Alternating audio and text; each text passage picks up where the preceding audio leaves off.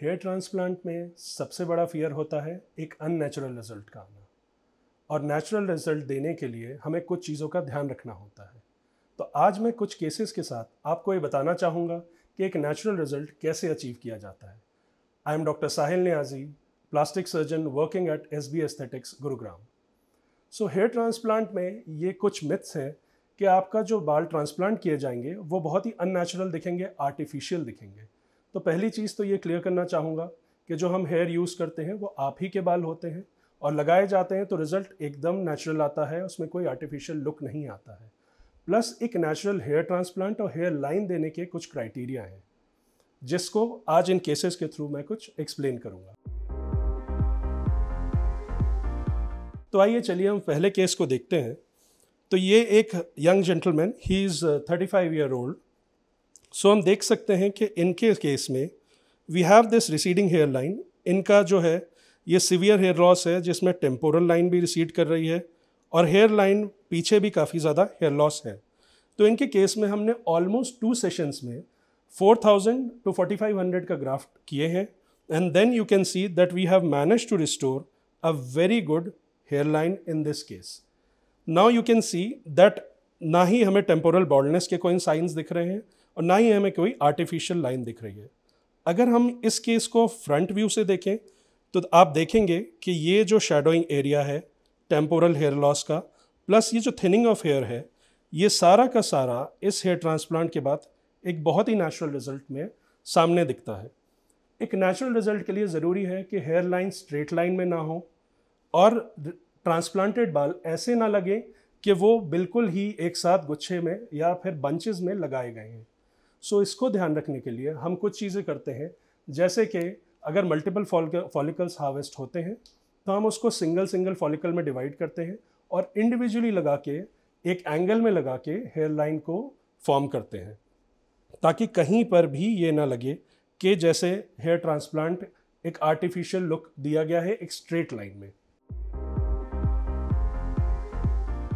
अगर हम next case को देखें तो इस केस में मेन जो एरिया था वो था फ्रंटल एरिया, जिसमें पूरा का पूरा एरिया बॉल्ड था। तो इसमें आप देखेंगे कि हेयर ट्रांसप्लांट के through we are able to restore a very natural look including the temporal area. तीसरे केस पे आते हैं जिसमें हमारे पास एक एल्डरली जेंटलमैन है जो हमारे पास आए रिसीडिंग हेयर लाइन के साथ, थिनिंग ऑफ हेयर के साथ, और इस केस में हमने 3500 हेयर फॉलिकल्स ट्रांसप्लांट किए and we were able to restore his hair line giving quite a natural look. एक अच्छे हेयर ट्रांसप्लांट की यह निशानी है कि उसमें जो लाइन है वो एक स्ट्रेट, हेयर ट्रांसप्लांट में जो हेयर लाइन है वो एक स्ट्रेट लाइन में ना आए, थोड़ा सा अनइवननेस रहे और डेंसिटी ऐसी रहे कि बॉल्डनेस के साइंस ना दिखें। इस केस में अब हम देख सकते हैं कि ऐसे हेयर ट्रांसप्लांट से एक ऐसा लुक आता है जिससे आप काफ़ी यंग लगने लगते हैं, एक यूथफुल लुक आता है और आपकी फोरहेड की साइज भी रिड्यूस हो जाती है। सो माय नेक्स्ट केस में we have a female patient, and females में यूजुअली जो हेयर लॉस होता है वो डिफ्यूज़ होता है, और कुछ केसेस में जो हेयर लॉस होता है वो इस वजह से होता है कि या तो आप बहुत रेगुलरली आप कोम करते हैं अपने हेयर को पीछे, काफ़ी टाइट पोनीटेल बांधते हैं, उस वजह से भी हेयर लाइन रिसीड हो सकती है। So coming on to case 4, now we can see that in this rare case there is male pattern of baldness which is typical by showing temporal baldness and frontal line receding. इस case में जो पूरी hair line है वो पीछे shift हो चुकी है। So in her case we were able to restore the hairline by giving a very natural result and making the forehead shorter and bringing the hairline in front. We transplanted around 2500 follicles in this case, and you can see that the result is quite natural from this previous marking, and we were able to cover this entire area, making her appearance quite youthful. बहुत सारी चीज़ें हमें ध्यान में रखनी होती हैं एक रिजल्ट को नेचुरल लुक देने के लिए।